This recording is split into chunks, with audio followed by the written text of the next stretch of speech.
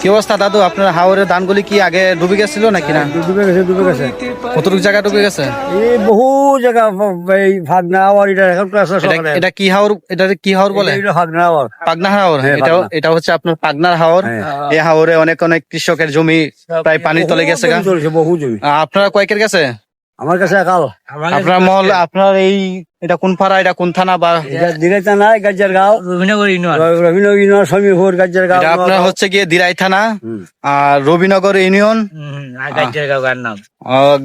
গ্রামের নাম হইলে গিয়া গাজ্জার গাঁও। আপনারা যদি অবশ্য ভিডিওটা দেখে থাকেন তাহলে ওই ভিডিওটা সবার কাছে পৌঁছাবার সুযোগ করে দিবেন। হ্যাঁ। আর উনি কি বলে ওনার কথাগুলি আপনারা একটু শুনবেন। হ্যাঁ। আপনার সরকারের কাছে কোনো কিছু দাবি, কোনো কিছু আবদার আছে যদি থাকে তাহলে আপনারা বলেন।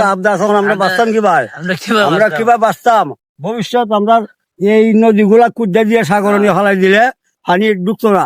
বেড়ি বান্ধের যে ব্যবস্থা তো করছে ওই বেড়ি বান্ধ তো আরো কাছে ওই এটা তো বেড়ি বানে কোনো সুবিধা হচ্ছে না আপনারা? না হইছে না, কোন সুবিধা হইছে না। তাহলে এখন পরিকল্পনা কি আরো আপনারা আরো সুবিধা দেওয়ার জন্য? হ্যাঁ হ্যাঁ, আরো এটা আপনার- সুবিধা করতে হবে সরকার।